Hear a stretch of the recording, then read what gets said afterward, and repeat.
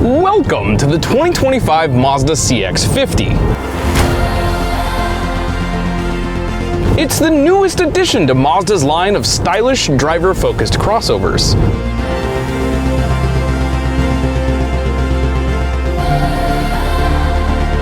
Mazda's been on a roll lately with sharp designs, premium-feeling interiors, and an emphasis on engaging driving dynamics. And now for the first time in a CX-50, they've teamed up with Toyota to stuff in a hybrid drivetrain. The same tried-and-true setup, in fact, that you'll find in a RAV4. If to you, Toyota's legendary reliability meets Mazda's zoom spirit sounds like a match made in heaven, well, I'm right there with you. The question is, does the CX-50 deserve to be crowned the king of the crossovers? Or is it just another competitor in this crowded segment? Let's find out. Man, this thing's alive. Good car. Mazda's always had a knack for style, and the CX-50 is arguably one of the best-looking crossovers on the market, hybrid or otherwise. Park it next to a Honda CR-V or Toyota RAV4, and you can see why some folks call the CX-50 a baby luxury SUV. It sits wide with muscular fender flares that give it a stance most compacts can only dream of. There's a low roofline in comparison to some other small crossovers, yet the proportions are somehow just right. The large grille, slim headlights, and flared arches hint at a more performance-oriented ethos.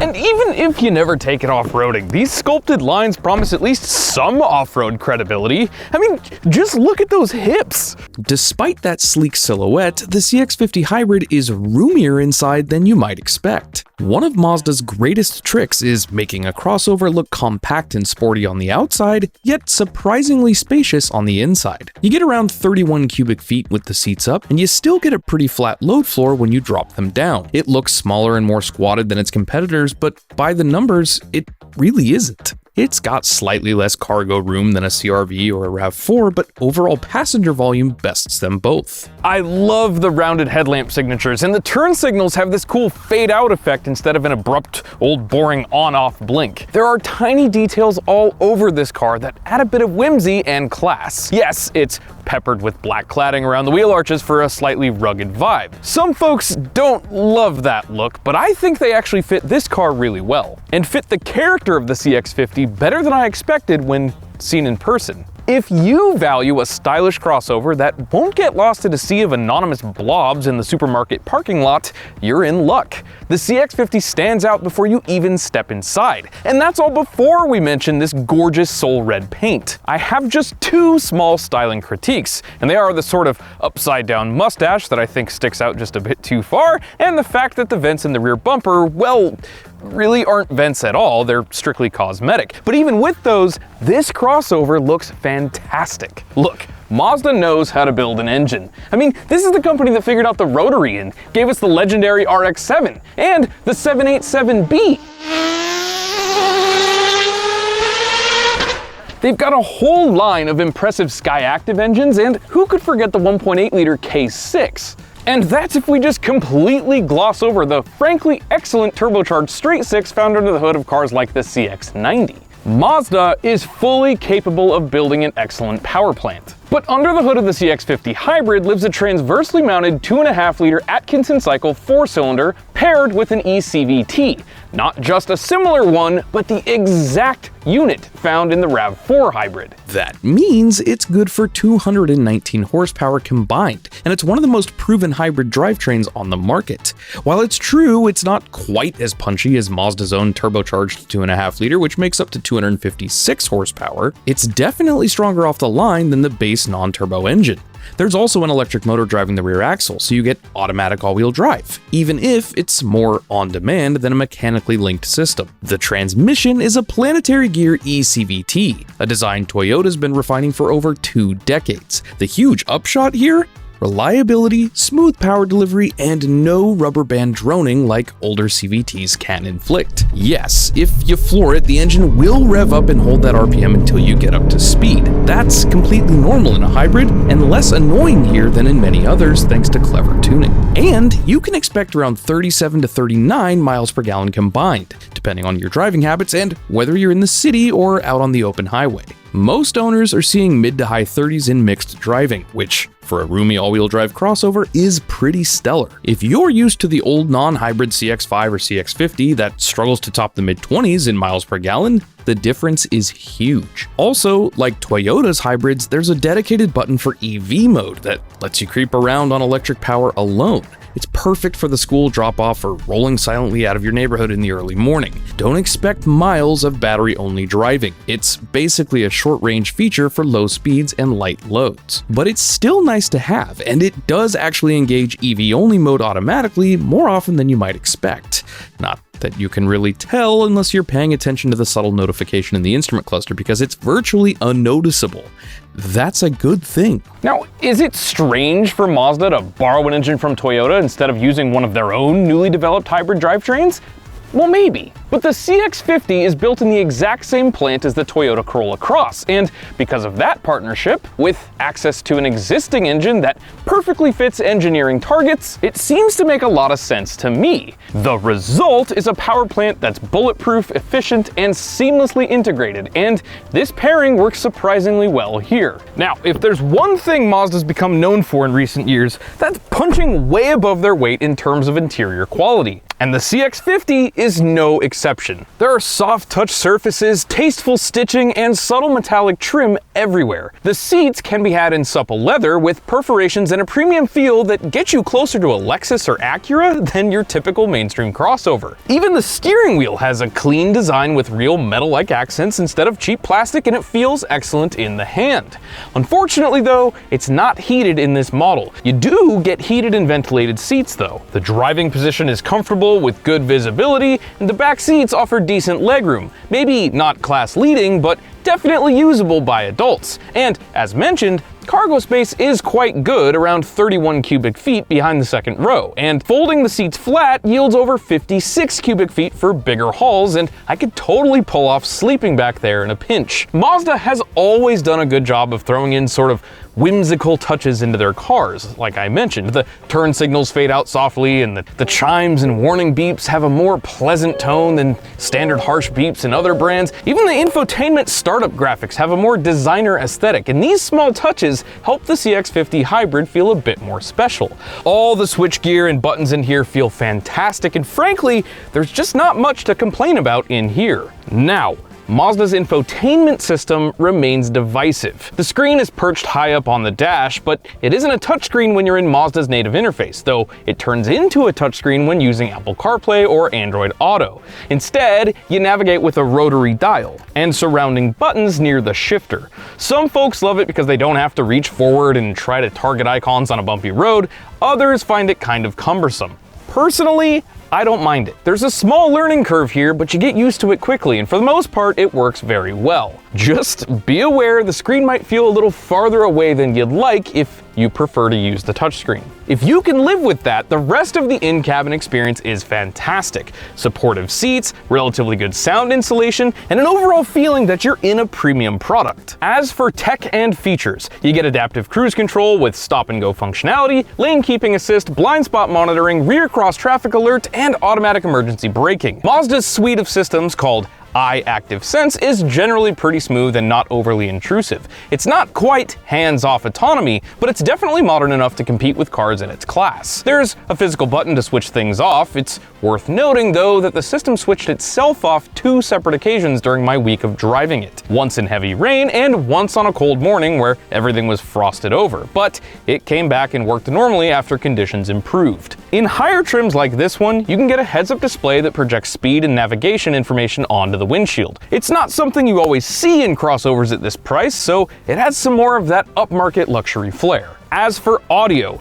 many trims come with an optional Bose sound system, and it's surprisingly robust for this class. Clear mids, punchy bass, the audio in here is excellent for a car at any price, and I haven't experienced anything else in this class that even comes close. The instrument cluster uses mechanical gauges with digital elements, and while it's not particularly configurable, it gives you all the information you really need, and I think it looks great. I especially like how Mazda handles speed limit recognition and the overspeed notifications. It makes a mark on the speedometer of the limit and then draws a red line that follows the gauge as you exceed it. It's subtle and lets you know you're speeding without having to flash a speed limit sign like some of its competitors. You get dual zone automatic climate control standard, and this being the Premium Plus trim, you get a panoramic sunroof, rain sensing wipers, power memory seats, and auto dimming rear view mirror. There is no option for a rear view mirror camera though. A power liftgate is standard on most trims, though to get some of these features like the pano roof or 360-degree camera, you'll need to step up above the base model trim. In the back, there's plenty of room for full-grown adults, but depending on how you're put together, headroom could get a bit cramped, and things are a little less premium back there. You get climate vents, USB-C ports, and cup holders in the fold-down center, but things feel like they're geared more towards durability for the kids. It's still nice, but not as nice as it is up here. Let's see what else. Oh, the key! Mazdas have this sort of bulged rectangular design with all the buttons on the side. It's a little strange at first, but you do get used to it. It's got keyless entry on both the front doors, and it's got a proximity function for locking the vehicle as you walk away automatically. I love to see it. But as good as the interior and styling and design of things are, Mazda's hallmark is building cars that are fun to drive, even when they're practical crossovers. The CX-50 Hybrid is no Miata, but it's definitely livelier than most small SUVs in this class. Typical of Mazda, the steering is tight on center and you get a more immediate sense of connection, which is a welcome surprise for a hybrid. Yes, if you're used to driving a purebred sports car, it'll still feel like a crossover, but among its peers, it stands out for its precision. However, there's a trade-off. This relatively firm suspension tuning means you feel more bumps and road imperfections than in something like a cushy Subaru Forester. On the plus side, the body is well controlled over dips and corners, and personally, I'd take its sporty edge every day of the week. It matches Mazda's brand identity, and it's not like it's too harsh to be uncomfortable. With 219 horsepower, the CX-50 Hybrid is not gonna blow the doors off anything at a stoplight, but for daily driving, merging onto highways, passing on two-lane roads, it's more than adequate. In fact, it's notably quicker than a base non-turbo CX-50, but still behind the more powerful turbo model. Figure a mid 7-second 0 to 60 run, which is decent for its segment. All hybrids come standard with E all-wheel drive. The front wheels are powered by the engine and front electric motors, while a separate electric motor handles the rear. It's not a hardcore rock crawling system, but it's perfectly fine for gravel roads, snowy commutes, or mild trails. Mazda even includes a trail drive mode, which retunes the traction and throttle response. Don't expect Wrangler levels of articulation here, but for typical crossover adventures, camping, dirt roads, it's more than capable. Overall, the CX-50 Hybrid drives exactly like you'd hope a modern Mazda would. Nimble enough to keep you interested, comfortable enough for everyday errands, with the bonus of good fuel economy and silent electric starts whenever possible. With that, competing in this segment is no walk in the park. Rivals like the Toyota RAV4 Hybrid, Honda CR-V Hybrid, the newly updated Ford Escape Hybrid, and the Kia Sportage Hybrids offer stiff competition. For instance, with the Toyota, the direct donor of this powertrain. It's known for bulletproof reliability and outstanding resale value with up to 41 miles per gallon, though it can't match the Mazda's upscale interior or sportier handling. Honda's CR-V Hybrid is an overall champ with tons of space, a comfortable ride, and about 40 miles per gallon, but it's more conservative in style and not nearly as fun to drive. Kia's Sportage Hybrid is another strong option. It offers eye-catching design, loads of tech, and a fantastic warranty, plus its own impressive fuel economy, though its interior still isn't as premium as it is in this Mazda. And again, it's just not as fun to drive. Ford's Escape Hybrid returns decent miles per gallon and has modern features, but lacks Mazda's design polish and doesn't boast the most consistent reliability track record. As for Subaru, its e-Boxer hybrids aren't widely available stateside, side just yet, and tend to focus more on utilitarian all-weather toughness than upscale flair. So, if you crave the best blend of stylish looks, crisp handling, and a premium feel, and can live with a firmer ride, the CX-50 Hybrid really stands out. If you need the highest MPGs or the maximum rear seat room available, something like a RAV4 or CR-V Hybrid might serve you better. But for a lot of people, Mazda's mix of design, comfort, and Toyota's sourced reliability hits the sweet spot. The CX-50 Hybrid starts at around $34,000, roughly $2,000 more than the normal non-hybrid option, and loaded trims like this one inch up to past $40,000. That's in line with similarly equipped competitors, and while you can find cheaper options, it's hard to argue with the value you can get in the Mazda. So, is the 2025 Mazda CX-50 Hybrid truly the king of crossovers?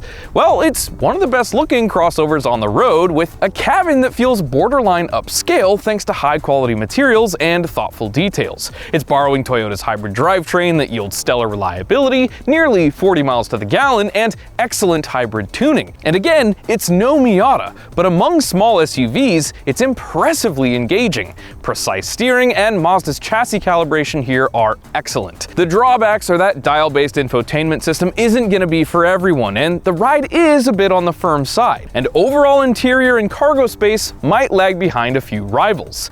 With that, if style, premium feel, and an engaging driving experience is what matters most to you, this is easily a top pick. The CX-50 Hybrid's blend of design, fun, and everyday practicality are hard to beat. And this is a car I can absolutely recommend. I've really enjoyed my time with it. I want to give a huge thanks to Mazda for lending me their car for the week, and an even bigger thanks to all of you for watching. If you found this helpful or maybe even entertaining, go ahead and give this a like and get subscribed so you don't miss more reviews like this coming along very soon. Most importantly, I want to know what you think. Is this the king of crossovers? Well, let me know down in the comments. Thanks again, people, and I'll see you all next week.